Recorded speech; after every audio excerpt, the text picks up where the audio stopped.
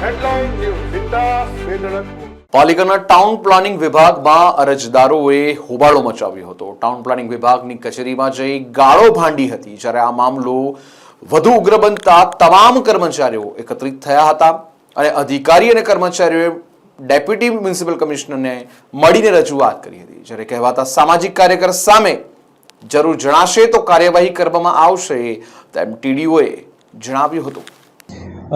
હાલમાં જે અમારી પાસે એ અરજદાર આવ્યા હતા વાલ્મીકભાઈ પાટીલ, એમને રજૂઆત આરટીઆઈ કરે છે અને જે માંગણી આ બિલ્ડિંગોની જે કંઈ રજા ચિઠ્ઠી નકશાની માહિતીની માંગણી કરતા હોય છે, જેના સંદર્ભમાં અમારા ત્યાં ડેપ્યુટી ટીડીઓ નિકુંજ દવે એમણે તો એમની રીતે જે કાર્યવાહી કરવાની હોય છે એ કરતા હોય છે, પણ એમની રજૂઆત એવી હતી અમારા ડેપ્યુટી ટીડીઓની કે દિવસમાં 100 કોલ કરતા હોય છે અને વારે ઘડીએ ફોન કરીને અમને ડિસ્ટર્બ કરતા હોય છે।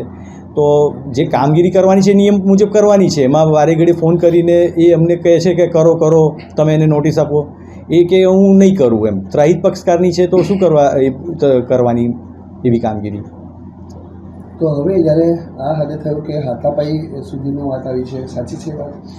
ના, હાથાપાઈની કોઈ વાત નથી, એ તો શાબ્દિક થોડી એ લોકોને બોલાચાલી થઈ છે એ બાબતની ખાલી રજૂઆત, અને એમાં અમે તો અમારી રીતે જે રજૂઆત કરવાની હતી અમારા ઉપર સાહેબને કરી દીધી છે। કોઈ કાયદેસરની કાર્યવાહી કરશો? કારણ કે હાલના તબક્કે અમે કોઈ એના માટે વિચાર્યું નથી, આગામી જો કદાચ કરવાની થશે તો અમે એ બાબતે વિચારીશું।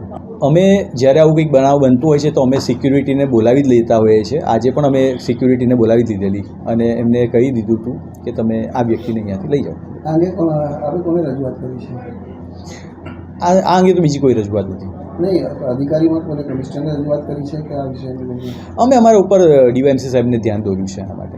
એ બાબતે અમારા નિકુંજ દવે એમણે પણ મને એ જ કહ્યું કે એ વારે ઘડીએ સર 100 ફોન કરતા હોય આવી રીતે અને ધમકીઓ આપ્યા, એટલે પછી એમને ફોન ઉપાડતા નથી।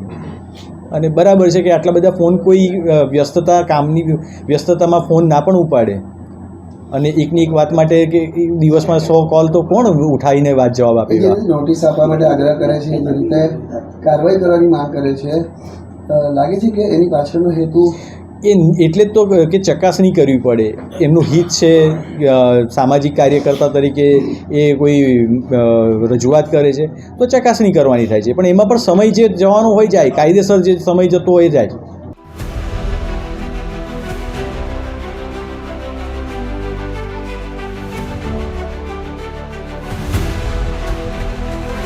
हर समस्या की डेडलाइन हेडलाइन न्यूज जिंदा बेधड़क